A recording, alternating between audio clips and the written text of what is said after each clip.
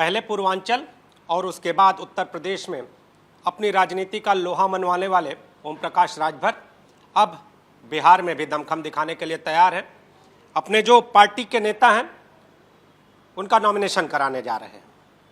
ओम प्रकाश जी, मंत्री तो आप उत्तर प्रदेश में बन गए हैं, अब अगला कदम बिहार की ओर, ऐसा क्यों?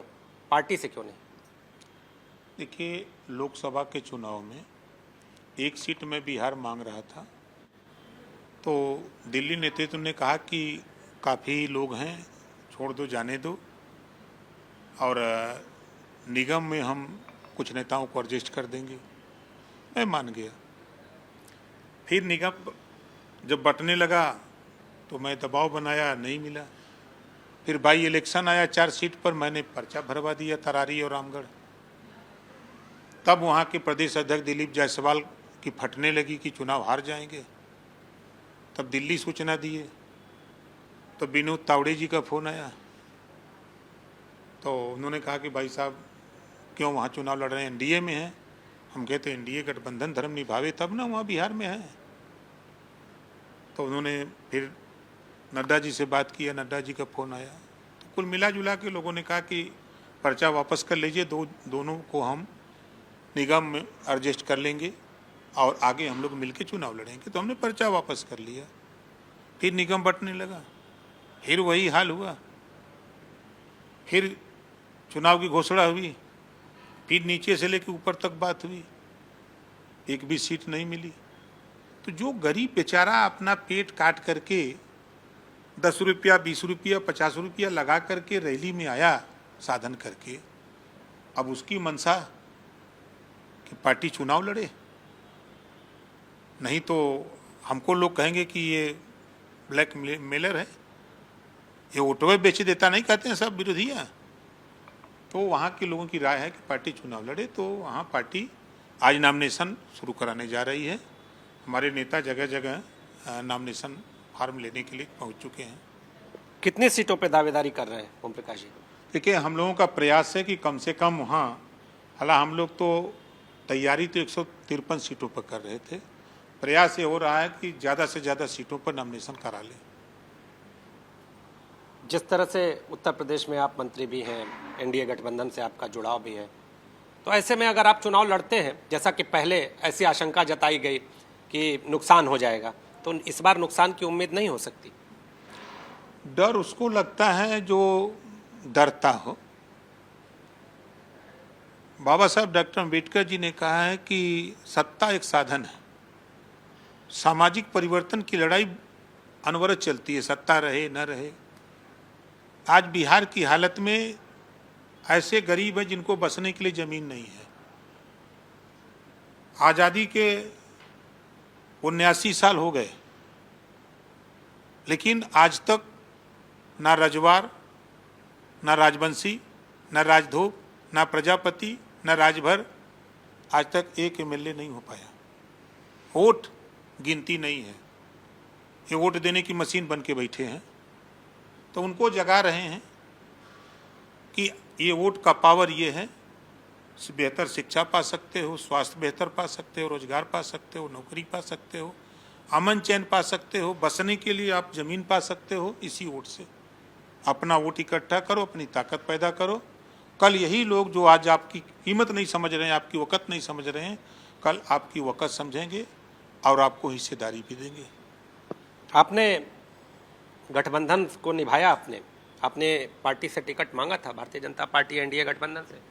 माननीय दिनेश शर्मा जी से पूछ लीजिएगा, माननीय दयाशंकर सिंह जी से पूछ लीजिएगा, माननीय ब्रजेश पाठक जी से पूछ लीजिएगा, और जो वहाँ के प्रभारी हैं माननीय धर्मेंद्र प्रधान जी, माननीय केशव प्रसाद मौर्य जी, वहाँ नागेंद्र सिंह जी हैं उनसे, प्रदीप जायसवाल जी प्रदेश अध्यक्ष हैं उनसे, विनोद तावड़े जी हैं उनसे, हम लोग पूरा प्रयास, माननीय गृह मंत्री जी तक प्रयास कर चुके हैं।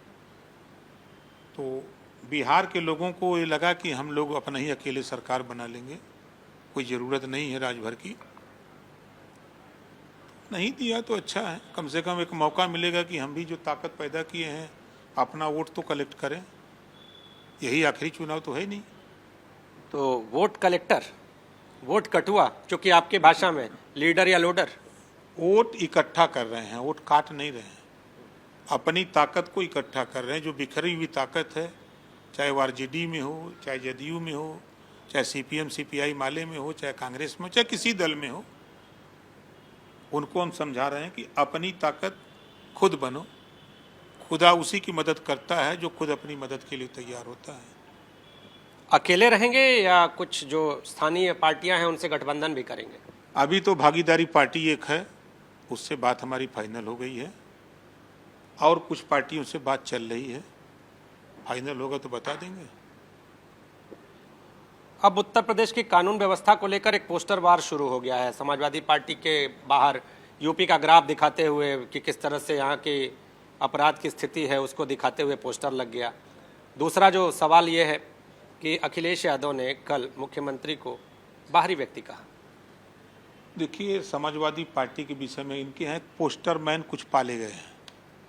वो रात को लगाते हैं पोस्टर और 12 बजते बजते सब हटा लेते हैं। पोस्टर मैन है, अलग अलग वहाँ पाले गए हैं।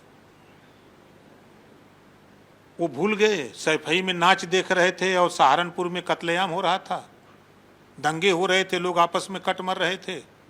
भूल गए वो? उन्हीं की सरकार थी जो आरोप लगा रहे हैं। सैफई महोत्सव में नाच हो रहा है हीरो हीरोइन बुला करके, और वहाँ कत्लेआम हो रहा है, लोग मर रहे हैं, कट रहे हैं आपस में। वो आज इस तरह की बात कर रहे हैं। उनको सोचना चाहिए कि हम क्या बोल रहे हैं।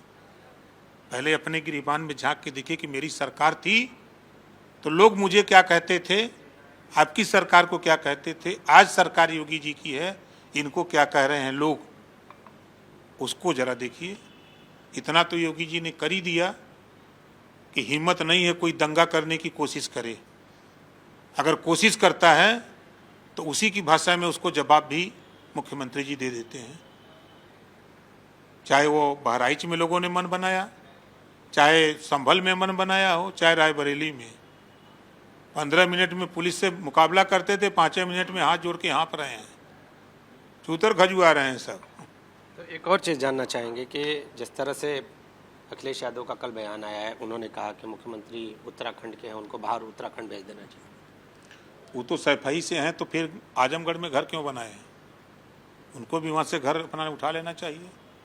तो ओम प्रकाश राजभर बिहार की राजनीति में दमखम दिखाएंगे, तैयार पूरी तरह से हैं। हालांकि इनका ये कहना है कि हमने गठबंधन का धर्म निभाया है, हमने पूरी तरह से बातचीत का रास्ता अपनाया, टिकट मांगे, लेकिन जब टिकट नहीं मिला तो अपने स्वभाव के अनुसार हम अपने वोटों को दिखाने के लिए, अपने वोटों की मजबूती को दिखाने के लिए वहाँ पर टिकट लेने और देने से इतर कहीं अब अपनी पार्टी का प्रत्याशी खड़ा कर रहे हैं। अब देखना ये होगा कि बिहार की राजनीति में ओम प्रकाश राजभर कितना और कैसा प्रदर्शन करते हुए नजर आते हैं। कैमरामैन फैसल पठान के साथ नीतीश कुमार पांडे, एबीपी न्यूज़, लखनऊ।